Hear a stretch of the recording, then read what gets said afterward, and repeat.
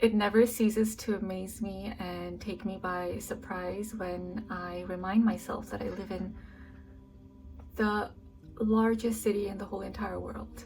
The fact that despite being surrounded by people and things and life everywhere, there are moments where loneliness still somehow creeps up on you and you find yourself wondering how connected you are to the people around you and to the world around you.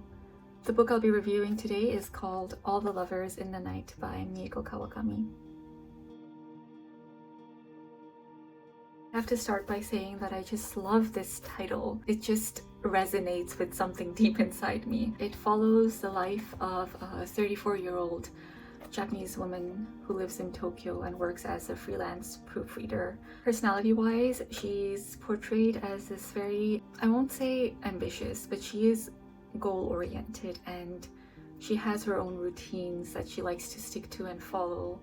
She lives a very scheduled life where work takes up the majority of her time. Even though it is freelance and she does it mostly from home, she's also unable to, perhaps unwilling to form deeper, more meaningful relationships with her co-workers, and she has very few friends. She is this very withdrawn, I'd say highly observant and sensitive to the world around her, the things that she notices and reflects on, very introspective as well. Very early on in the story though, we start seeing how lonely she is and how she tries to cope with that loneliness. So one of the things that she struggles with is alcoholism. She relies heavily on drinking to shut down those intense feelings that she feels, to make it easier for her to confront people and the reality around her. Most of the story is very slow-paced.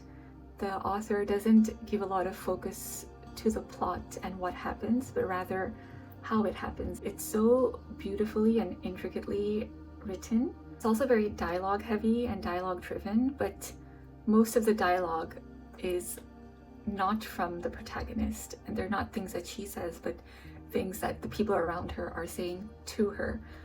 And I think that was done intentionally to kind of show how passively she observes and goes through life. This is something she realizes towards the end of the story, where she starts questioning how much of her life was based on her choices and how much of it was just based on her accepting the things that happened to her. Somewhere along the way, she encounters a man in his late 50s who introduces himself as a high school physics teacher. Instantly, she starts feeling a kind of connection to him in a way that she's never really felt with anyone before. Not that she's formed many relationships in her life, but this one to her seems to really then occupy her mind and her time and energy, and it's all that she can think about. So the more they meet, the more they talk to each other, the more she starts to like him and to fall for him without ever even really knowing him and who he is. Their conversations revolve around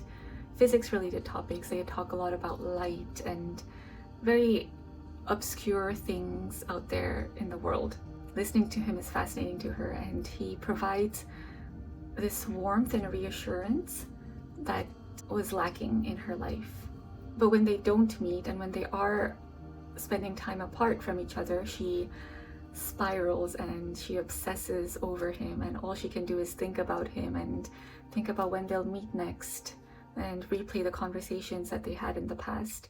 That anxiety and that tendency to spiral and think things I could relate to, unfortunately. I thought it was such an accurate and beautiful portrayal, at least for me and people with personalities like me, of what it's like to yearn for someone. Through the different female characters in the story, and there were quite a few, I think the author tried to explore the roles of women in Japanese society and the different kinds of paths that they pursue, and how not any single one is better or worse than the other, and they all come with their own hardships. This novel did leave me feeling quite heavy and sad and melancholic. because it's not like I haven't felt lonely.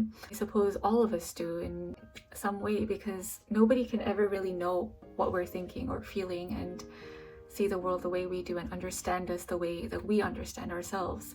But there is this desire and hope to be understood. There has to be so much effort put into reminding ourselves that we can choose to not be lonely. Even as I record this book review in my room alone, talking to my phone, it is such a lonely thing to do.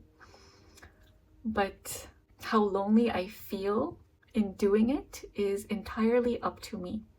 It was nice to read something that's set in Tokyo that included places that I've been to, like Shinjuku and Harajuku, and it describes scenery and routines similar to the way I experience them. Felt as if I myself am a character in this story.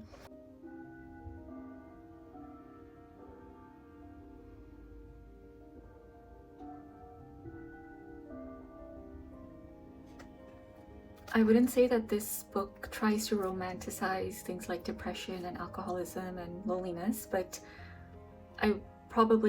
many will find comfort in reading this and relating to the ways in which we cope with our loneliness. Lastly, I have to mention how much I enjoyed the way the author plays with the physics of light, and how she takes this thing that's everywhere around us and she weaves it into this character and her personality and the story. I thought that was so uniquely done. Even the cover itself is so beautiful. I think I want my next read to be a bit more lighthearted and less heavy than that. Not that I mind experiencing and sitting with heavy emotions. I think that sometimes I can absorb them a bit too much and allow them to encompass me and my thoughts and affect me in ways that I don't even realize. That's all for this book review. Thank you for taking time out of your life to listen to me talk, even though I am doing this mainly for myself. For selfish reasons, it is very encouraging when what I put out there is received well and resonates with someone else. I want to end this book review by reading a couple lines from the first page of the book. Why does the night have to be so beautiful? As I walk through the night, I remember what Mitsuzuka said to me. Because at night, only half the world remains. I count the lights, all the lights of the night. The red light at the intersection trembling as if wet, even though it isn't raining. Street light after street light. Taillights trailing off into the distance. The soft glow from the windows. Phones in the hands of people just arriving home and people just about to go somewhere. Why is the night so beautiful? Why does it shine the way it does? Why is the night made up entirely of light? The music flows from the earphones, filling my ears, filling me. It becomes everything. A lullaby. A gorgeous piano lullaby.